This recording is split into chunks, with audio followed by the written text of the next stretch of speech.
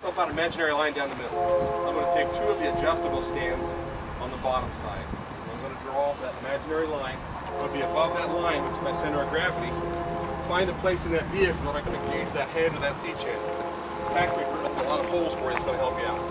Those are ideal to use because they're nice holes to get the pin in.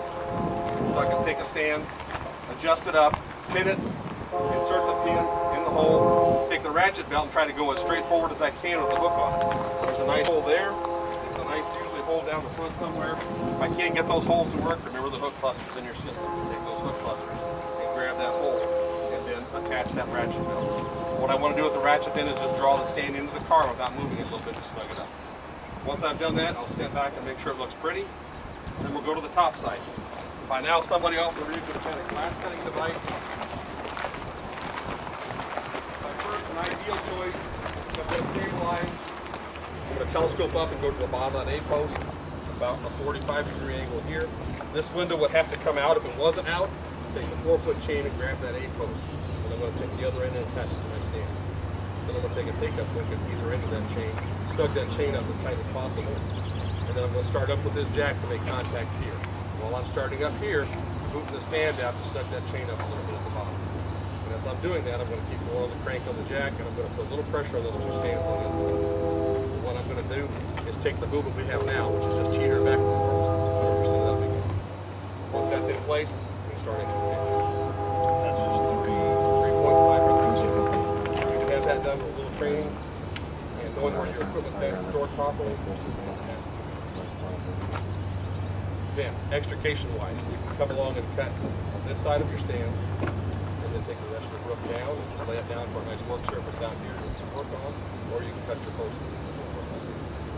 Common sense-wise, cut on this side of the stand, cut on this side. I've had the problem do it. Tell them, don't tell them, they'll cut here and the stand falls away and the car comes down. Cut on this side.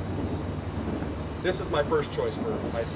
If I can't get here because there's a tree, another vehicle, or something impinging here that I can't get here, my second choice can be at the bottom of the seat post right here. Same way. The next choice, if I can't do that, is a pry bar. Pry the lift down on the trunk and go here, or I can do the same thing on the lift and go here. My last resort can be a halogen bar with a pin in through here, large enough to get the pin of my stand in, but I'm limiting the roof coming off if I do it. It works ideal because we're right in the middle of those two stands over there. But then I'm limiting myself when something the roof has to come off. That's my last resort. Center line about a 60-degree angle between the stand and your vehicle. Pull the pin, telescope up, find you a hole that pin will fit in.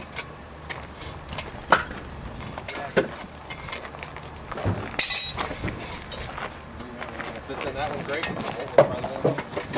Okay. About 60 degrees, doesn't have to be perfect. Line your hole up here or here, doesn't make any difference. If you can't line it up, take the stand in or out a little bit to get that to line up.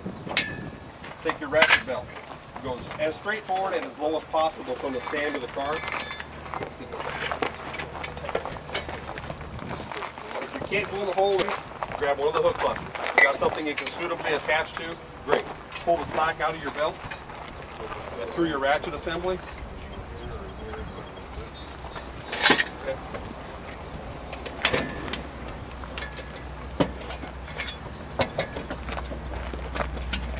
Go ahead and pull all the slack out, because once you get on that spool, just try to get 30 wraps of belt on that spool. It's not going to work for you. Just start drawing your stand into the vehicle. We don't want to move the car. That's what you're doing now. Okay, so stop. Now when you get done, lock that forward and just take that out of your work. That one's done. He's in place and ready to go.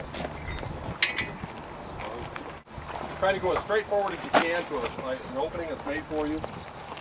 Take the slack out of your ratchet, just like pulling it back through. There you go.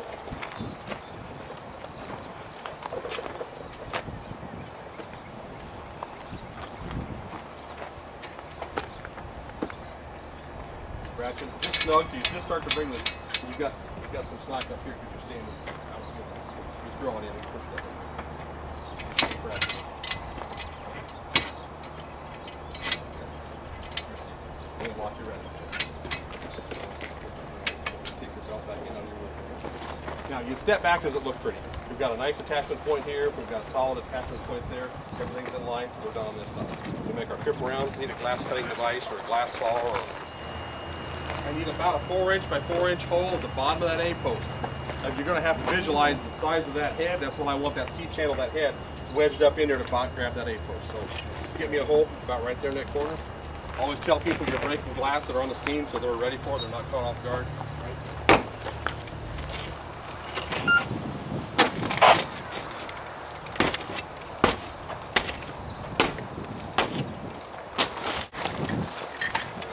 You can go ahead and pre-assemble all this before you get up here, because right now this is stored for storing purposes, which makes a nice carrying handle for this.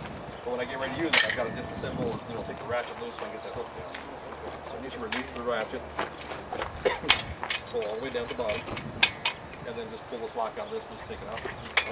We're not going to use the belt now. We're going to use a chain because we're going to use it for lifting. So bring that forward. We're going to put some pressure on it, so we want to spin it around. You always want your jack shoe out here towards you. Pull your pin, telescope up, and be as low as possible on that A-post. You've got to kind of eyeball in there and see what you got and get as deep as you can. Right there. Pin it.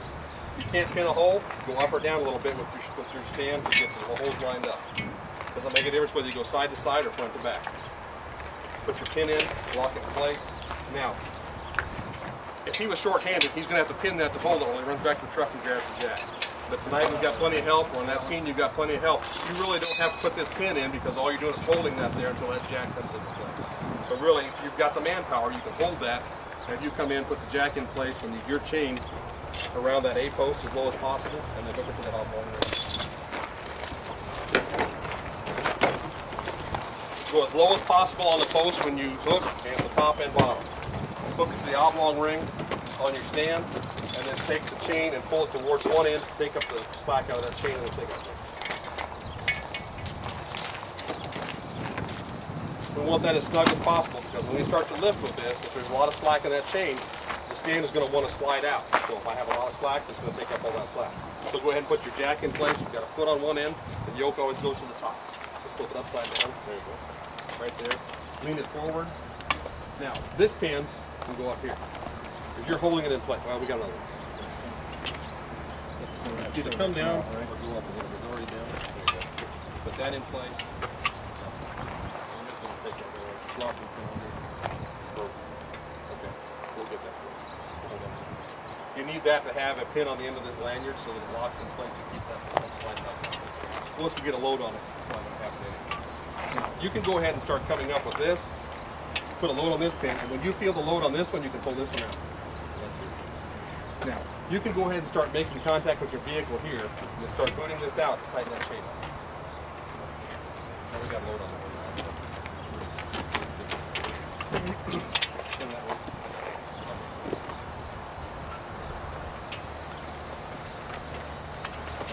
Start putting a load on that and come up. All the while, as an operator, you have a boot and start booting this out and slide it on the ground.